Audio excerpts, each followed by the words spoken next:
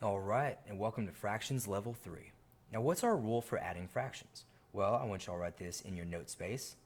They must, they must absolutely have a common denominator. Fancy words here. Denominator. Okay. All right. If I misspelled denominator, well, I'm not your English teacher. Okay. So they must have a common denominator. And if you want that said in another way, they must have the same bottom. They must have the same number on the bottom.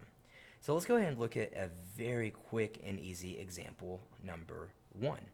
What if I said we had 8 over 7 plus 3 over 7? Well, notice that our denominator, or the number on the bottom, is the same. So therefore, we can add the numbers on the top. So 8 plus 3 will give me 11. However, our denominator stays the same. And so our answer is 11 over 7. So that's kind of interesting. When you add fractions and they have a common denominator, your answer will have the same denominator. Okay, let's take a look at example 2. Here we have 3 fifths plus 12 fifths. Notice we have a common denominator, so we add what's on the top. 3 plus 12 is 15 over 5. And wait a second, you should always ask yourself, can the number on top be divided by the number on bottom? Well, 15 divided by 5 is 3. And so our reduced or our simplified answer would be 3. Now, example 3 is a little bit different. We don't have addition, we have subtraction.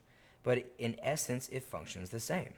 Since our 12s, we have a common denominator on the bottom, we can just treat this as 5 minus 1, which would give us 4 over 12.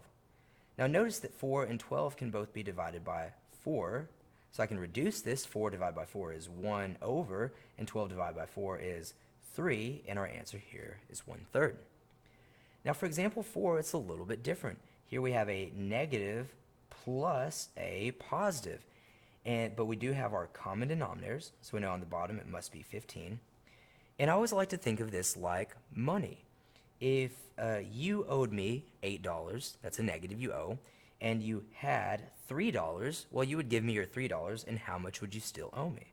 Well, you would still owe me, remember negative is owing, you would still owe me 5.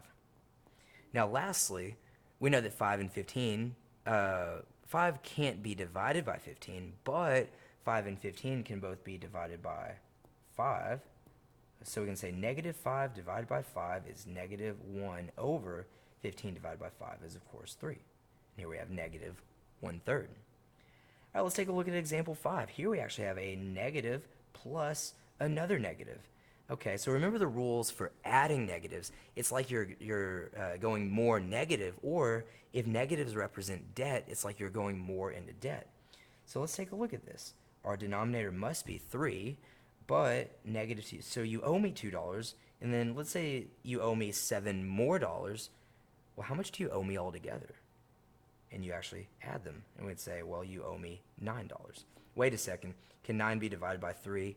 Yeah, and so we'd say, well, negative 9 divided by 3 is negative 3 as our final answer. All right. And I promise I didn't even mean for these to come out as 3 and 1/3 and negative 1/3 and 3. It just weirdly happened like that.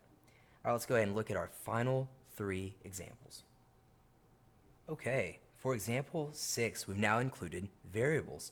And so we have 2x over 5 plus 8x over 5, and this works almost the exact same way.